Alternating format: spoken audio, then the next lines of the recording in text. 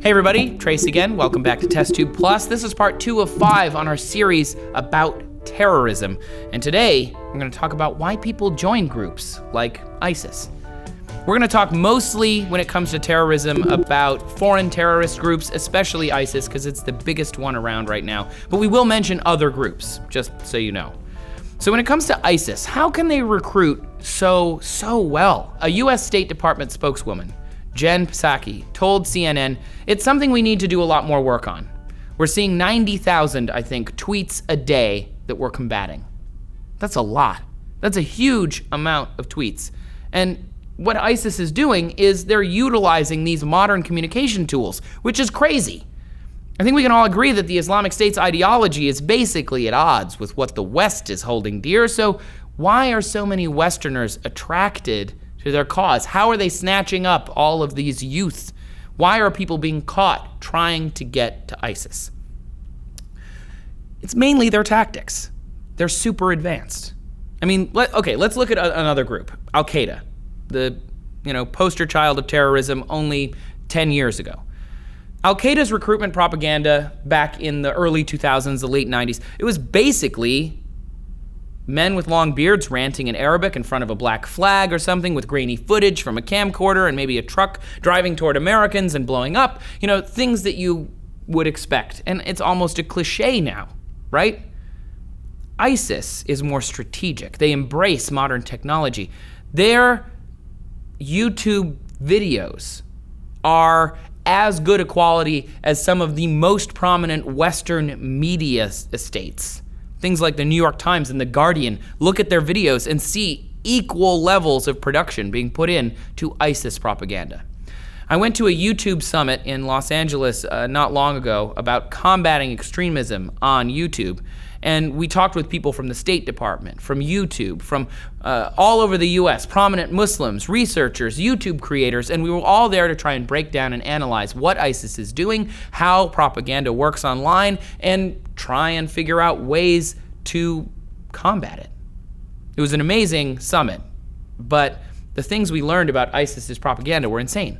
ISIS has this powerful and incredibly successful propaganda machine. They distribute messages daily across many different platforms, Twitter and YouTube and a variety of other places. They have $2 billion to use for their propaganda. Their propaganda obviously contains violent imagery. Some of our shows here on TestTube have showed up in some of ISIS's videos because we talk about them over on TestTube News.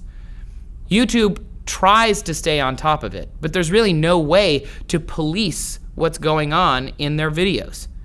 There are so many hours of video. Many. I don't know the current statistic, but it's dozens of hours uploaded every minute to YouTube. And they rely on flagging to find these needles in their haystacks. So if no one flags the video, there's no way to know what the video is of. The terrorist group actually has a 24-hour online operation, and their effectiveness is baffling. According to Matthew Olson, director of the National Counterterrorism Center, ISIS now operates the most sophisticated propaganda machine of any terrorist organization. Just to put it a little bit in perspective, when we were at that YouTube summit combating extremism, they talked about one of the videos that they created, which showed what daily life was like for people living in the so-called Islamic State. And the lens that they were using on the camera that they were shooting with was $10,000. Just the lens. It was a super nice lens. It was a lens that people would use in real production, what you might think of as real productions, right? They were using that. And that might seem kind of inside baseball, but think about it this way. A $10,000 lens means that it's attached to a very expensive camera too, and someone's taking the time to buy that equipment and put it to use. They're taking time to make these good. And they're doing it because their organization is targeting teens, Muslim teens or not. According to analyses, the teens are usually lonely, they're not used to someone or many someones showing them so much attention. And doing so online works just as well as it would in real life, doting on someone. They explain how great it is to join the Islamic State and live a more faithful life. They're being fed lies about this romanticized and glamorous world that resembles nothing of the actual misery inflicted by ISIS. They bought individuals they were trying to recruit gifts like chocolate and other things that would, entice them to join ISIS. They even gave them money and loans to help come to the Islamic State, as they called it. According to Nasser Wadadi, a Middle East expert who is preparing a research paper on combating extremist propaganda, quote, "All of us have a natural firewall in our brain that keeps us from bad ideas. ISIS looks for weaknesses in the wall and then they attack."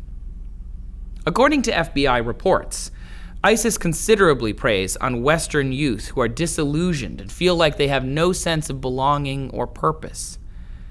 It sounds familiar because we've had this problem in the United States domestically for a long time. And I'm not saying that gangs are terrorists, but it's a similar idea. People join because they feel disillusioned. They feel like they don't belong, and a gang gives them a way to feel a sense of belonging. ISIS is preying on that same feeling. It's a human feeling. We want to belong to something. And gangs give their recruits a sense of belonging in a family, and ISIS is trying to do that from afar using social media. They use the same tactics to offer purpose and meaning. Richard Barrett of the Sufan Group wrote a report called Foreign Fighters in Syria, and in it they said, the general picture provided by foreign fighters of their lives in Syria suggests camaraderie, good morale, and purposeful activity, all mixed with a sense of understated heroism, designed to attract their friends as well as to boost their own self-esteem. This is like the social media effect. People who are new parents, they have baby photos posted on their Instagram. They're all smiling, happy babies, right? But everyone who's ever had a baby knows that it's not smiling all the time. Sometimes it's peeing on you. Sometimes it's keeping you up at night. You always have to be feeding it. It's like, it's not always easy. Babies are great. But they're only going to post the things that make you realize how great the baby is. It's the same with any of these other things. These are social media strategies taught at universities to people who are studying digital media. ISIS also appeals to a sense of religious obligation, obviously. Muslim leaders around the world have condemned ISIS for acting in the name of Islam. They shouldn't be doing that. They're not doing that. They're able to appeal to some with the idea that they need to join to help fight for their people, for Muslims who are oppressed. Probably one of the craziest recruitment tactics ISIS has tried is female-targeted recruitment.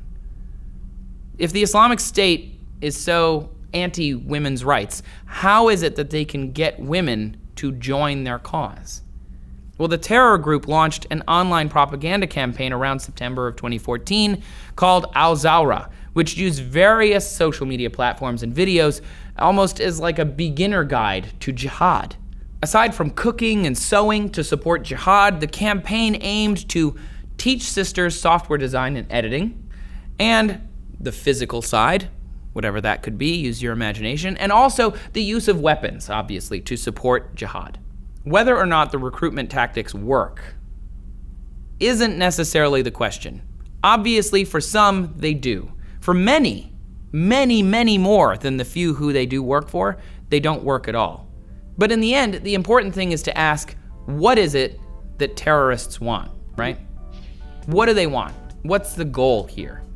And we're going to talk about that tomorrow on TestTube Plus, so make sure you subscribe and tune in tomorrow as well. If you didn't see yesterday's episode about where terrorism comes from and where it originated, make sure you check that one out. And also, check out last week's episode about alcohol, like all about it. It was really cool. Thanks for watching, everybody. We'll see you tomorrow on TestTube Plus.